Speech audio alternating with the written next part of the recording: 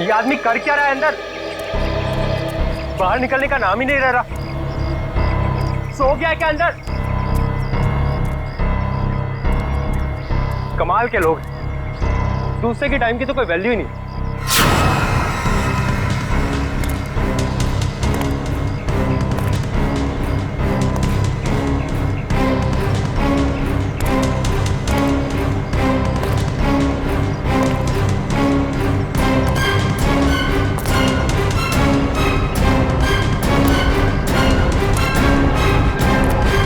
Sir,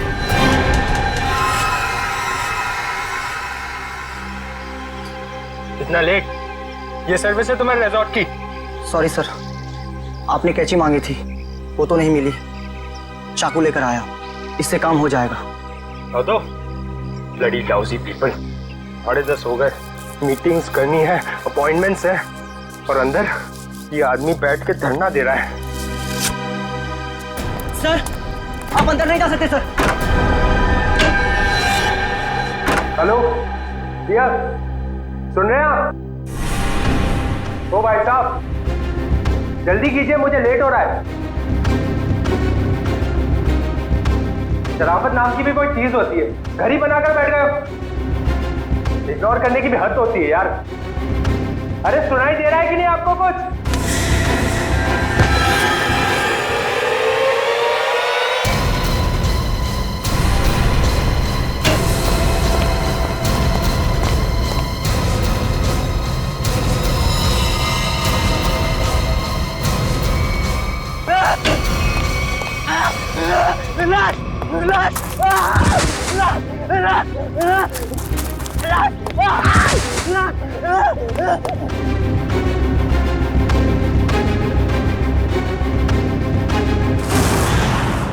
हाँ मैं party में आने की कोशिश करूंगी। कुछ प्रॉमिस नहीं कर सकती, मेरा जॉब ही कुछ ऐसा है यार, कभी भी कुछ भी हो सकता है। ठीक है, चल अब मैं रखती हूँ, बाय। नहीं, बिल्कुल नहीं चलेगा। रात को 1 बजे 2 बजे कोई भी कभी भी आके चले जाएगा। जवान लड़की के घर में रात के टाइम में किसी लड़के का आने का मतलब हम अच्छी तरह से जानते हैं। क्या चल रहा है यहाँ पे? हाँ, और ये रो क्यों रही है? आप इनसे ही पूछिए ना, इसने क्या चाला रखा है यहाँ पे।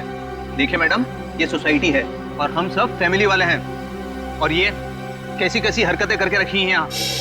हरकतें? आपका क्या मतलब है? इसका मतलब ये है कि ये दोनों लड़के रात बिरात इसके घर आते हैं, दरवाजा खटखटाते हैं, शरारत करते हैं। और तुम एक बात कान खोलकर सुन लो, तुम यहाँ से खुद से चली जाओ, नहीं तो हम सब मिलकर तुम्हें जबरदस्ती यहाँ से निकाल देंगे। एक मिनट, शांत हो जाइए आप लोग। कौन है ये लोग? मुझे नहीं मालूम कौन है ये।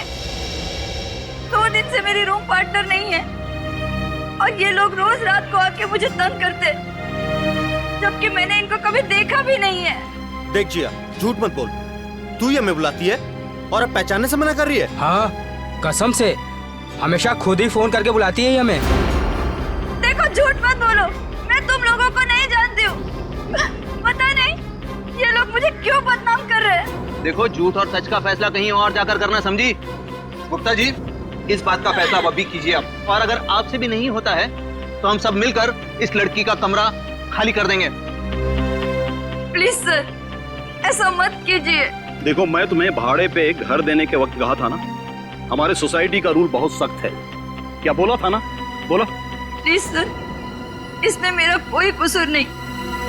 फिर भी 2 दिन में मेरी रूम पार्टनर आ जाएगी, तब मैं अपना सारा सामान यहाँ से शिफ्ट कर लूंगी। ओके, 2 दिन का टाइम देता हूँ, लेकिन 2 दिन में रूम खाली हो जाना चाहिए, समझी? तुम दोनों भागो यहाँ से। अरे चलो निकलो। ठीक है जिया, ये तूने अच्छा नहीं किया। हाँ। पहले खुद ही हमें बुलाती है और फिर इंसल्ट करती है। कमाल है यार। चल चल।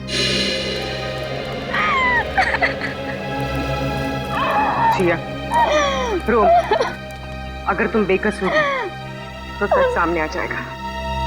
तुम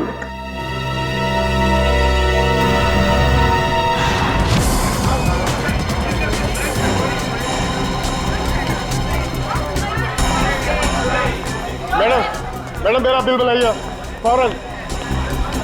सुनिए, जरा शांत हो जाइए। देखिए, यहाँ पर खून हुआ है। जब तक हमारा इन्वेस्टिगेशन पूरा नहीं होता, कोई ये होटल छोड़कर नहीं जाएगा। मैडम, आप भी ध्यान में रखिए, कोई भी गेस्ट नहीं जाएगा यहाँ से, समझे?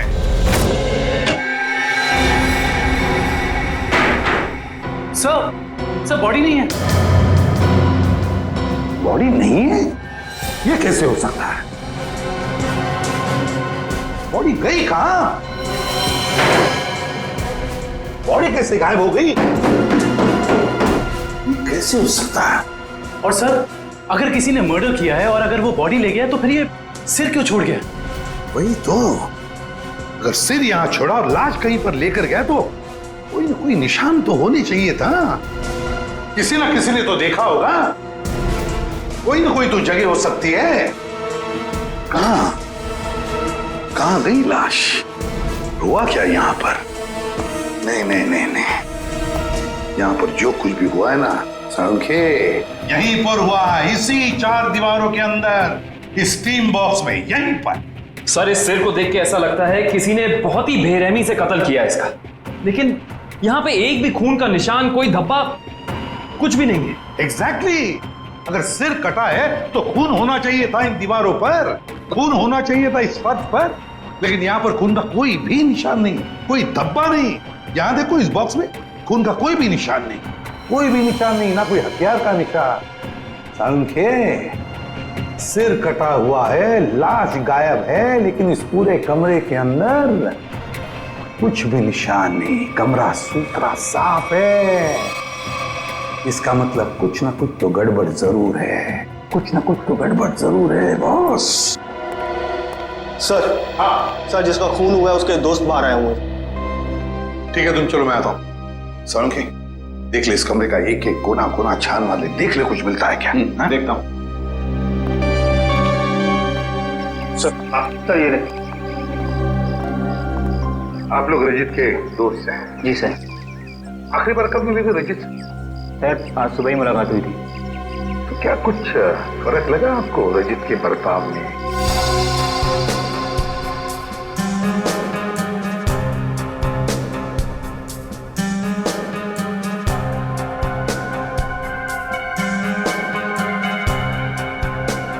सर, ऐसी तो कोई बात नहीं है। इनफैक्ट हम जिम से साथ में ही आ रहे थे। कॉरिडोर में मेरी उससे बात भी हुई। बहुत फ्रेश और बहुत खुश लग रहा था वो। अरे रजित, कैसी रही तुम्हारी मसाज? हाँ, हल्का महसूस कर रहा हूँ। सेमिनार के लिए आए पर ऐसा लग रहा है वेकेशन के लिए आए हैं। लग रहा है तुम वाकई में वेकेशंस के लिए ही आए हो। यार, कहीं सेमिनार में सो मत जाना। नहीं, मैं आधे घंटे के लिए स्टीम बात कर लूँ, फिर टॉक्सिन्स भी क्लीन हो जाएंगे और मैं फ्रेश भी लगूंगा। सर, उसके बाद हम दोनों यहाँ स्टीम रूम में आए और वो स्टीम रूम का अटेंडेंट रिकी, सर रिकी ने ही स्टीम रूम तैयार किया था रजित के लिए। Good morning sir. Good morning Ricky. 10 बजे का अपॉइंटमेंट है मेरा। Yes sir.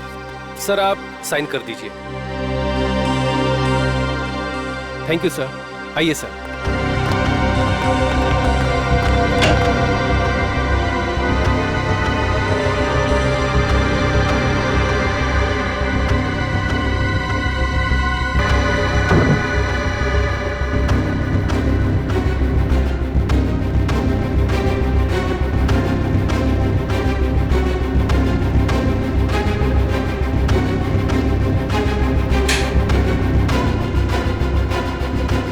टाइम लगेगा? सिर्फ 25 मिनट।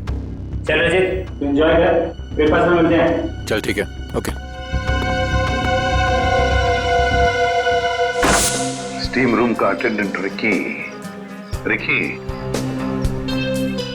ये स्टीम रूम का अटेंडेंट रिकी कहाँ है? जरा बुलाओ उसे।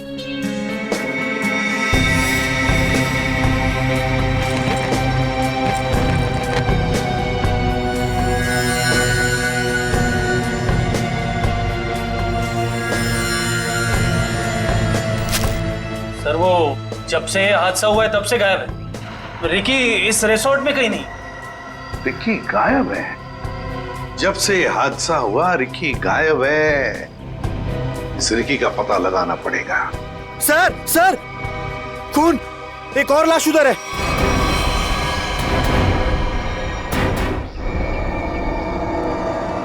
ये हो क्या रहा है आपके होटल में? हाँ, एक सिर मिला है जिसकी लाश गायब और अब ये दूसरा खून। सर मैं तो खुद परेशान हूँ, ये क्या हो रहा है मुझे समझ नहीं आ रहा सर। अब बाहर फेरिए।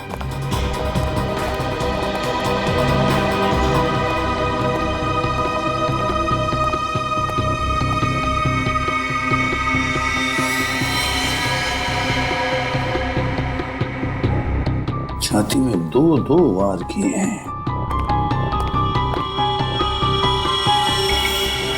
सर काफी गहरा है, पूरी ताकत से वार किया गया। हाँ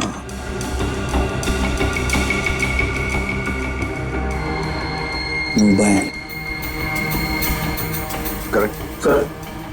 देखो फिंगरप्रिंट चेक करो इस पर। सर हाँ ये खाली ब्रीफकेस, स्टील की ब्रीफकेस, वो भी खाली। जरूर इसमें कुछ ऐसा सामान था जिसकी वजह से शायद इसे मारा गया। सर ये 2 ग्लासेस। दो ग्लासेस?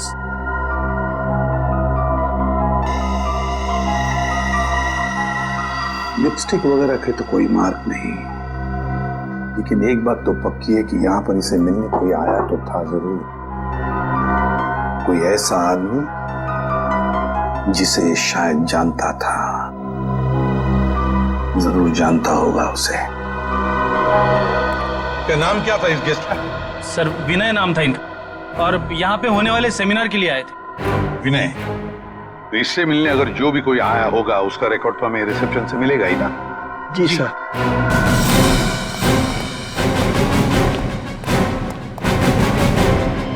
देखो विनय के बारे में और कुछ जानना चाहते हैं हम लोग। ये विनय कब आया था यहाँ पर? सर मिस्टर विनय ने आज सुबह ही चेक इन किया था हमारे रिजॉर्ट में, करीब 8 बजे। 8 बजे? जी। अकेले ही आया था या कोई साथ में भी था उसके? अब नहीं सर, वो अकेले ही थे। उनके रूम में कोई बाहर से विजिटर आया था? नहीं सर, बाहर से तो कोई नहीं आया था, लेकिन उनके सेमिनार से उनके रूम में कोई गया हो तो उसका पता नहीं हमें। अच्छा, विनय के बारे में कुछ खास बात याद आती है तुम्हें? मेरा मतलब है कुछ भी, यू नो। आपके रिसोर्ट में इस ब्रीफकेस के लिए कोई पर्सनल लॉकर है? आई एम सॉरी सर, हमारे रिजॉर्ट में ऐसी कोई फैसिलिटी नहीं है। ओके। हाँ सर, उनके पास एक छोटा सा स्टील का ब्रीफकेस था जिसे वो कुछ ज्यादा ही संभाल के रख रहे थे, और उसके लिए उन्होंने पर्सनल लॉकर के बारे में भी पूछा, बट सर हमारे रिजॉर्ट में ऐसी फैसिलिटी नहीं है। स्टील का ब्रीफकेस? लगता है ये वही स्टील का ब्रीफकेस है जो हमें उसके बेड पर से मिला है। जरूर उसके अंदर कोई कीमती, कोई इंपॉर्टेंट सामान होगा। सर ऐसा भी तो हो सकता है कि इस विनय की मौत का यही कारण हो। हाँ सर, विनय के रूम में कोई होटल के बाहर से नहीं, होटल के अंदर से आया था और दोनों साथ में ही बैठे थे। सर हाँ करण। सर इस फोन पर जो फिंगरप्रिंट थे उसे उठा लिया सर। Very good. देखते हैं आखिरी फोन किसका था। पार्टनर, जरूर किसी पार्टनर ने फोन किया था विनय को। पता लगाना पड़ेगा है कौन ये पार्टनर।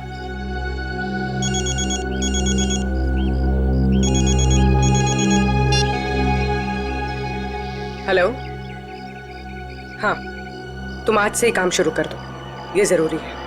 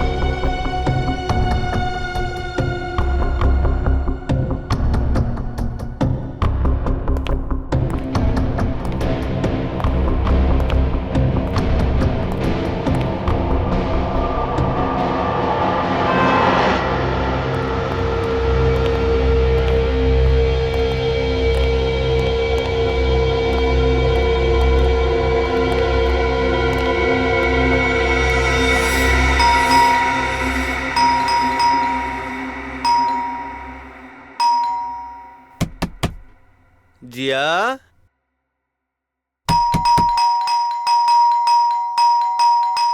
दरवाजा खोलो जिया। जिया, जिया, जिया दरवाजा खोलो वरना तोड़ देंगे हम, बता रहे हैं हम बस। ये इन लोगों का रोज का नाटक है। जिया, दरवाजा खोलो जिया। जिया प्लीज दरवाजा खोलो प्लीज, नहीं तो हम तोड़ देंगे दरवाजा, बोल दे रहे हैं हम। जिया, जिया, पुलिस को फोन करते हैं तभी बात समझ में आएगी। जिया, दरवाजा खोलो जिया। जिया,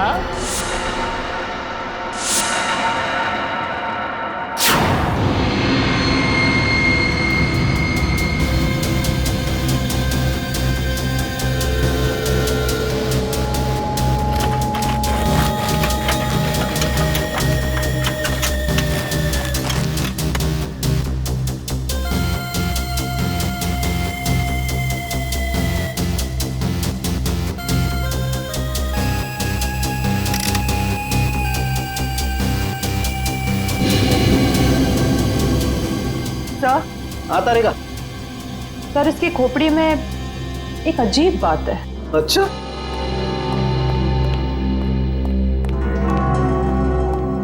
क्या अजीब बात है?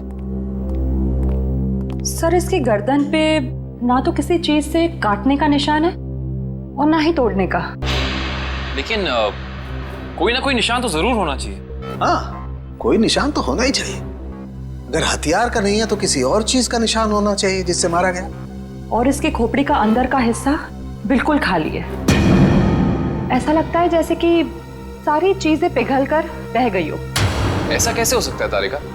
इसके अंदर कोई मोम तो होता नहीं। खून है, मसल्स हैं, टिश्यूज हैं। हाँ, लेकिन ये खोपड़ी बिल्कुल खाली है। अच्छा तारिका, इसकी खोपड़ी में से जो फ्लूइड निकला था, तुम उस फ्लूइड को चेक करो, उसमें जरूर कुछ ना कुछ मिलेगा। सर,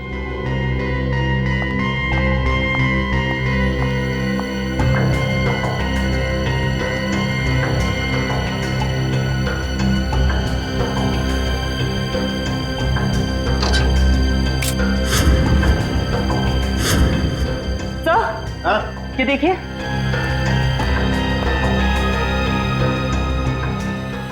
अरे एसिड, इसकी खोपड़ी के अंदर एसिड।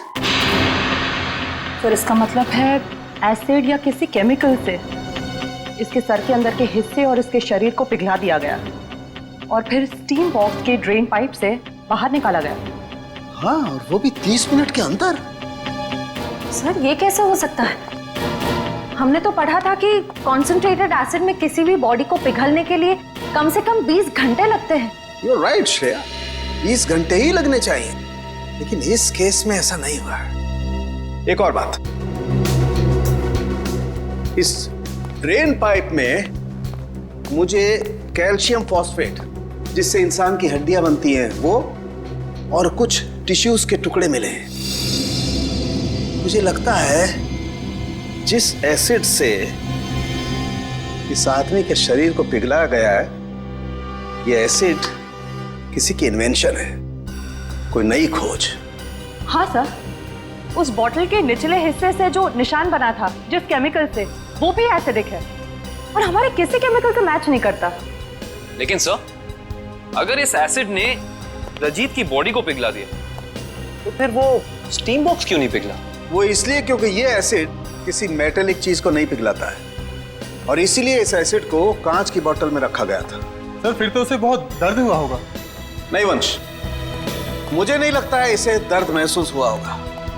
क्यों सर? क्योंकि श्रेया पहले इसे बेहोश कर दिया गया था। मतलब पहले इसे बेहोश किया गया, फिर मारा गया, उसके बाद स्टीम बॉक्स की ड्रेन पाइप से बहा दिया गया। बहुत ही डरावना और भयानक तरीका है किसी की जान लेने का। हाँ, और बहुत ही अजीब भी। सब कैसे किया गया होगा, ये कौन सा एसिड है, ये सब पता लगाने के लिए मुझे थोड़ा वक्त लगेगा। लेकिन सर, अगर ये किसी का आविष्कार है, नई खोज है, तो जाहिर सी बात है उसने उसके पेटेंट को रजिस्टर करवाया होगा। बिल्कुल करवाया होगा। इंटरेस्टिंग। इसका मतलब जिसने भी पेटेंट रजिस्टर करवाया है उसकी सारी इंफॉर्मेशन हमें गवर्नमेंट ऑफिस से मिल सकती है। हेलो, क्या रजीत का? ओके, अभी पता चला है कि विनय ने जिस पार्टनर वाले नंबर पे फोन किया था वो और किसी का नहीं बल्कि रजीत का नंबर था। इसका मतलब विनय और रजीत एक दूसरे को जानते थे और रिजॉर्ट में विनय के कमरे में हमें जो 2 ग्लासेस मिले थे उनमें से एक ग्लास शायद रजीत का था। अब तो विनय के घर वालों से ही पता करना पड़ेगा। लगता है रिकी घर पर नहीं है, तोड़ दो दरवाजा।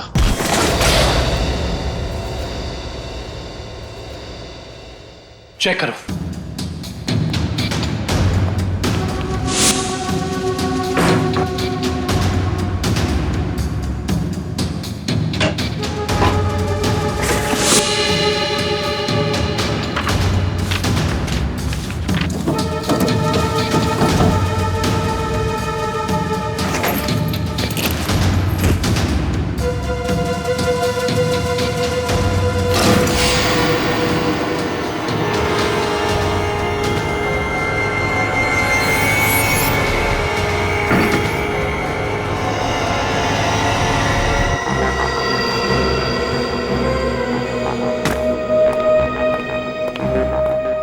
ये बॉटल देखो, इसका नीचे का हिस्सा बिल्कुल वैसे ही है जैसा निशान हमें रिजॉर्ट के स्टीम रूम में मिला। तो इस केमिकल से रिकी ने रजीत की बॉडी पिघलाकर उसका खून कर दिया है। हाँ, लेकिन एक स्टीम रूम का अटेंडेंट किसी को इतनी चालाकी से नहीं मार सकता। ये उसके दिमाग का काम हो ही नहीं सकता। कोई है जो उससे ये करवा रहा है। कौन करवा सकता है ये सब? इसका जवाब तो रिकी देगा। हाँ, और उसके लिए रिकी का मिलना बहुत जरूरी है। चलो बाहर लोगों से पूछते हैं, शायद उसे जाते हुए किसी ने देखा। एक्सक्यूज मी, आप लोग सब यहीं आसपास रहते हैं? जी जी, ये वो रिकी रहता है यहाँ पे, आप लोग उसे जानते हैं? आज आपने उसे देखा? हाँ सर, मैंने देखा उसे। बड़ी जल्दी में लग रहा था और एक बैग भी था उसके हाथ में। अच्छा, यहाँ से किस तरफ गया था वो? सर उस तरफ। उस तरफ? हाँ सर, एक ट्रक आया और रिकी उस पे बैठ के निकल गया। थैंक यू, चलो उस डायरेक्शन में देखते हैं।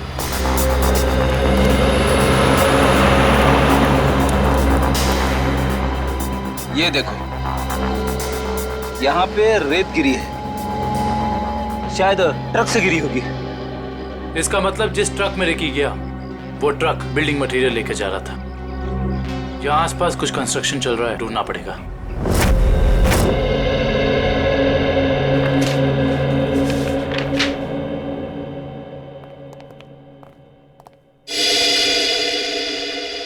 जी कहिए। सीआईडी। सीआईडी? जी, पिछले हफ्ते में जितने भी एसिडिक केमिकल्स को पेटेंट कराया गया है उन्हें रजिस्टर करवाने वालों के नाम और पते हमें चाहिए। केमिकल का कोई नाम भी तो होगा। आप वो फाइल हमें दे दीजिए, हम खुद ढूंढ देंगे। ठीक है।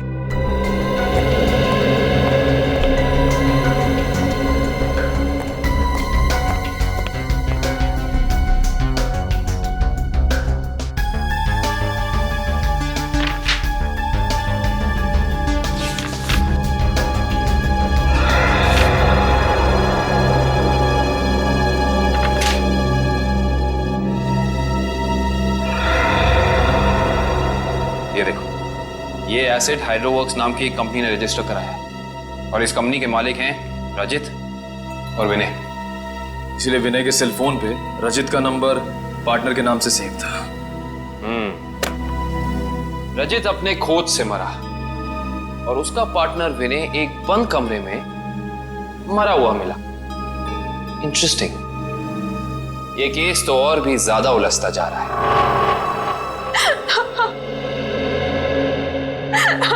नैना जी, हमें भी बहुत दुख है विनय की मौत का। हम आपका ज्यादा वक्त नहीं लेंगे। हाँ, लेकिन आपसे थोड़ी जानकारी चाहिए हमें। मुझे तो अभी भी समझ नहीं आ रहा कि विनय से किसी की क्या दुश्मनी हो सकती है। बेहद शरीफ और मिलनसार इंसान थे मेरे विनय।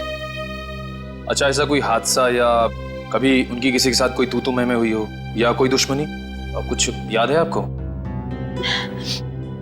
दुश्मनी तो कोई नहीं थी, पर हाँ कुछ दिनों से उन्हें कुछ धमकी भरे फोन जरूर आ रहे थे। धमकी? कौन थे ये लोग?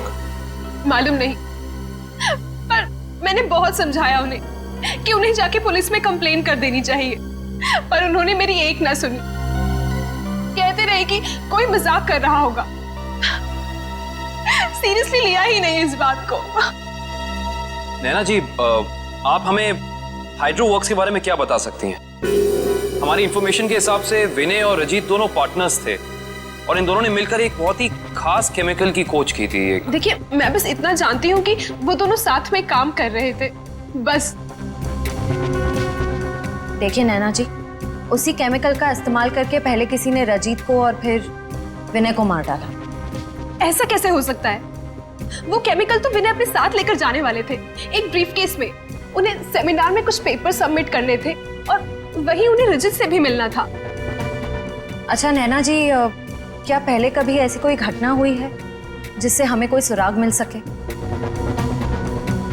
ऐसा कुछ खास तो नहीं, पर हाँ कॉलेज के दिनों में जब वो जूनियर कॉलेज में पढ़ते थे तब कुछ तो केस हुआ था जिसकी वजह से उन्हें कॉलेज से रेस्ट्रिकेट कर दिया गया था।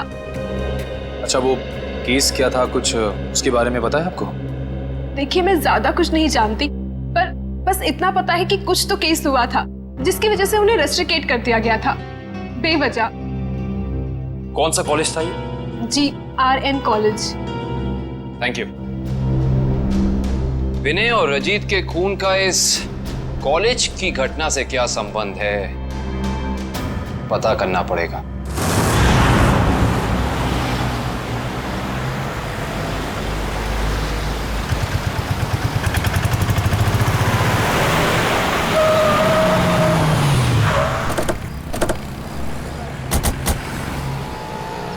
ये देखिए, रेत यहाँ पे पड़ी हुई है और ये देखो टायर के मार्क्स। इसका मतलब ट्रक यहाँ पे आके रुक गया था, लेकिन ये कंस्ट्रक्शन का काम भी तो बंद है। यही वजह है कि अब हमें ये पूरी जगह चेक करनी होगी। आओ अंदर चलकर देखते हैं।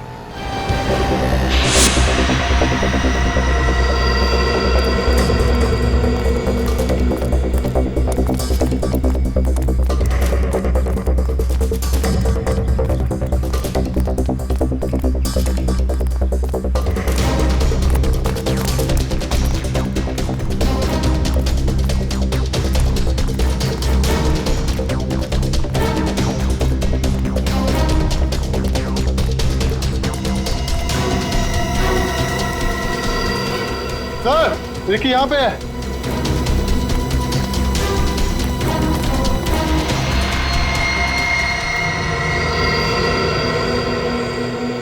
रिकी, रिकी, ये तो ठंडा पड़ गया। हाँ सर, इसकी स्किन भी कड़क हो गई है। पहले से हॉस्पिटल पहुंचाओ।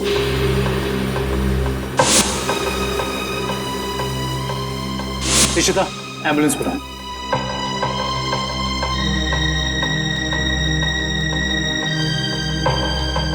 इसके शरीर पे जेल जैसा कुछ लगा हुआ है, जिसकी वजह से इसका शरीर अकड़ गया होगा। और ये देखिए, आसपास के पत्थरों पे भी जेल जैसा ही है। ये देखो,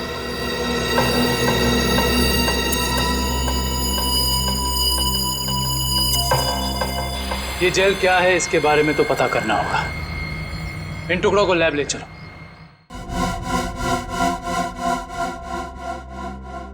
जिस तरीके का केमिकल हमें क्राइम स्पॉट पे मिला है, उसी तरह का केमिकल मैंने बनाया है और ये केमिकल मैं इस बॉक्स में डालता हूं। अरे का बॉडी टेम्परेचर मिला? नॉर्मल है सर। गुड। इस स्टीम बॉक्स में जो बॉडी है, ये लगभग इंसान की बॉडी की जैसे ही है। आपका कहने का मतलब है क्लोन की तरह? ऐसा ही समझ लो। अब इस मशीन में हमने जो केमिकल डाला है, उसकी स्टीम हम इस स्टीम बॉक्स में पास करते हैं। लगभग 30 मिनट तक हम स्टीम पास करते हैं। उसके बाद देखते हैं क्या होता है।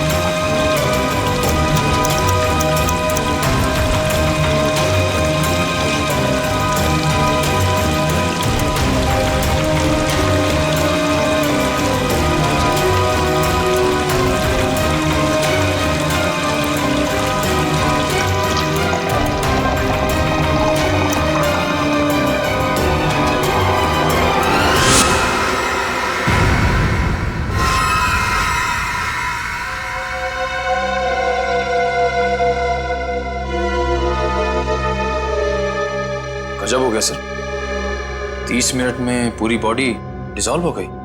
हाँ निखिल, ये केमिकल बहुत पावरफुल है।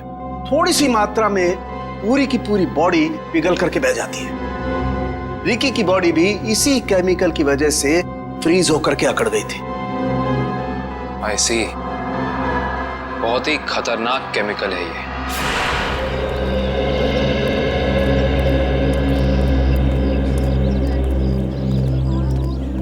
एक्सक्यूज मी, हम लोग सीआईडी से 2005 के केस के सिलसिले में आपसे थोड़ी पूछताछ करनी थी। 2005? ये तो बहुत पुराना केस है, लगभग 9 साल पुराना। आप रमेश जी से पूछिए, वो यहाँ के सीनियर हैं। Thank you. रमेश जी, हम लोग सीआईडी से 2005 में एक घटना हुई थी जिसमें रजित और विनय का नाम आया था। रजित और विनय? सर क्या है कि हर साल इतने लड़के लड़कियां आते हैं तो नहीं, उस केस में इन दोनों लड़कों को रेस्ट्रिकेट किया गया था। रेस्ट्रिकेट? अरे हाँ, याद आया। उस साल कॉलेज के एक स्टूडेंट की मौत हो गई थी और इन दोनों लड़कों का नाम भी उस केस से जुड़ गया था। काफी बवाल हुआ था। ये स्टूडेंट कौन था और उसकी मौत कैसे हुई? मैडम, बहुत अजीब तरीके से हुई थी। ये किस्सा लेबोरेटरी में हुआ था।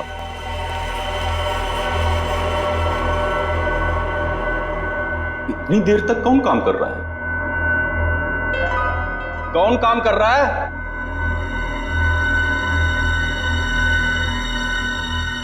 अरे भाई, खोगे का काम में जवाब तो दो। कब तक काम करोगे? अरे चुप क्यों हो? बताओ, मैं लेबोरेटरी बंद करूं या खुली रहने दूं?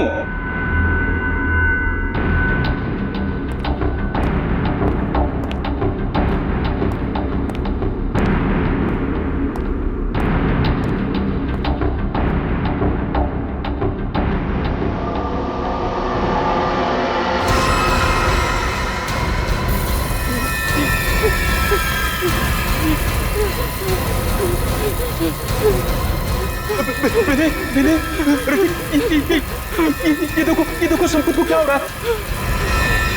सर बचाइए इसे, प्लीज सर बचाओ इसे। सर देखिए ना संपत को क्या हो रहा है। सर देखिए ना। क्या कुछ करो भाई। सर क्या हो रहा है, देखिए ना। सर बहुत भयानक था वो। ऐसा मैंने पहले कभी नहीं देखा था। एक आदमी खड़ा था और खड़े खड़े पिघल गया। संपत नाम था उसका। पुलिस केस भी हुआ था और विनय और रजित को रेस्ट्रिकेट किया गया था। इस केस से जुड़ी सारी फाइलें चाहिए। हेलो, कहाँ? कौन से रेस्टोरेंट? ठीक है, मैं पहुंचती हूँ। नजर रखना।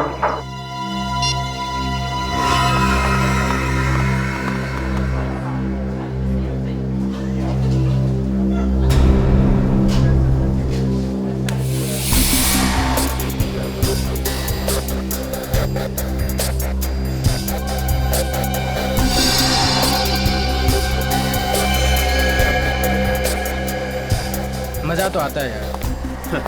अरे काहे का मजा यार? पता है, रात को जैसे ही जाते हैं ना उसके घर के सामने, तभी चौकीदारों को पटाना पड़ता है।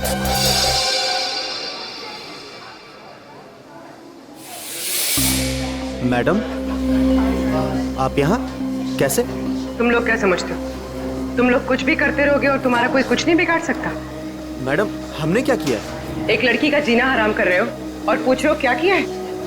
टेढ़ी बात करोगे ना तो सीधा करना हमें आता है। क्यों कर रहे हो ये सब? मैम, हम खुद नहीं गए उसके घर, वो खुद ही हमें बुलाती थी। हम पहले भी बता चुके हैं मैम आपको। और मैडम, आपको जानना ही है तो आप जिया से बात करो ना। वो क्यों बुलाती है हमें? वो झूठ नहीं बोलती है। सर हम सच बोल रहे हैं सर, हमारा यकीन कीजिए प्लीज। हाँ जानता हूँ, राजा हरिश्चंद्र के चेले हो ना तुम लोग। देखो, लास्ट चांस करो, सच सच बताओ, उस लड़की को क्यों परेशान कर रहे हो? और अगर सीआईडी का तरीका अपनाऊंगी ना तो तोते की तरह बोलना शुरू कर दोगे।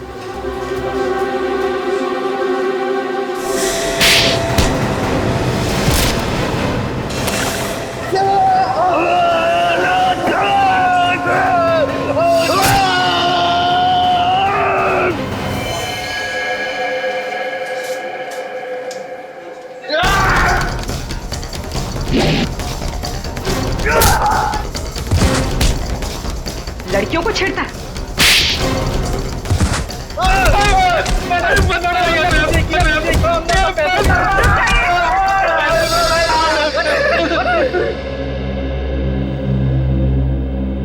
किसके कहने पे किया ये सब? एक्सपेरिमेंट हो रहा था साइंस लैब में 2005 में और बेस्ट इन्वेंशन करने वाले को स्कॉलरशिप मिल रही थी। ये तो स्टूडेंट पिघल के मर गया था संपत। इसने एक स्पेशल एनेस्थीसिया बनाया था बेहोश करने की दवा जो किसी भी मसल को 5 मिनट के लिए फ्रीज कर सकती थी। और ये रजित और विनय, इन्होंने एक ऐसा केमिकल बनाया था जो किसी भी चीज को 30 मिनट के अंदर पिघला सकती थी। सर ये देखिए।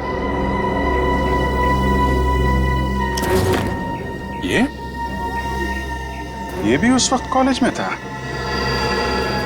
और ये बात उसने हमसे छुपाई।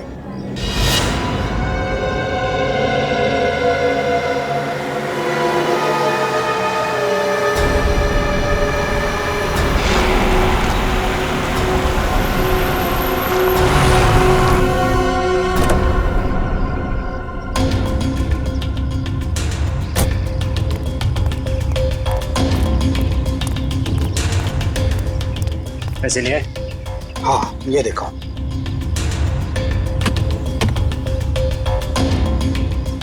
अब खुश? गुड। ये रहा तुम्हारा सामान।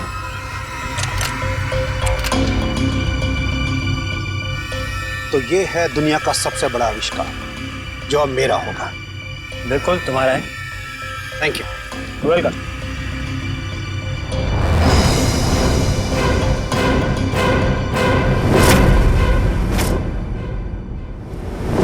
ये छुप छुप के क्या कर रहे हो? हैं? क्या कर रहे हो छुप छुप के? आगे मत बढ़ना, वरना ये बोतल इसी के साथ मैं फोड़ दूंगा। मत बढ़ना आगे, कह रहा हूँ आगे मत बढ़ना, नहीं तो ये मारा जाएगा। तुम यहाँ से जा नहीं सकते हो, छोड़ो उसे। आगे नहीं बढ़ना। कहा ना, मैं झूठ नहीं बोला, झूठ नहीं बोला मैं। पीछे रहो, आगे मत बढ़ना।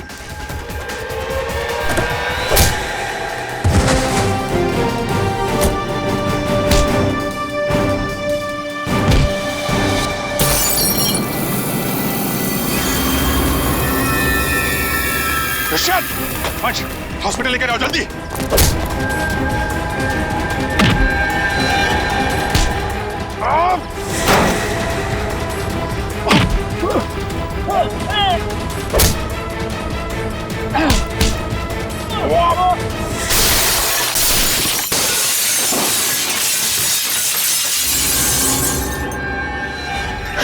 हाँ, मैं नहीं मारा उसे।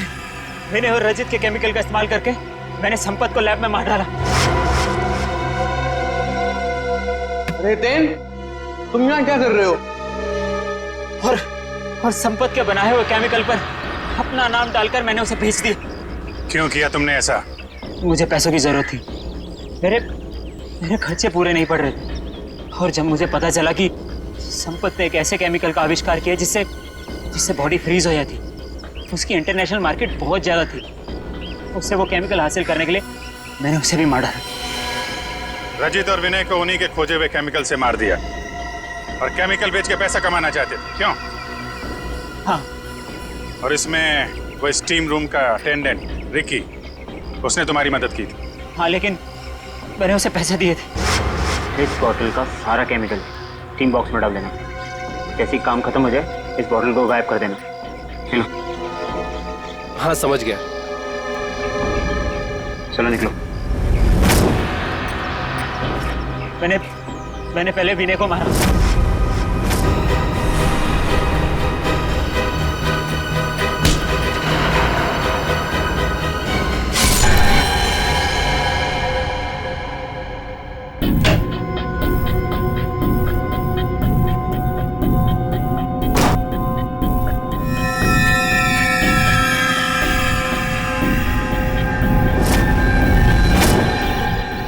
और फिर रिकी की मदद से मैंने रजित को खत्म कर दिया।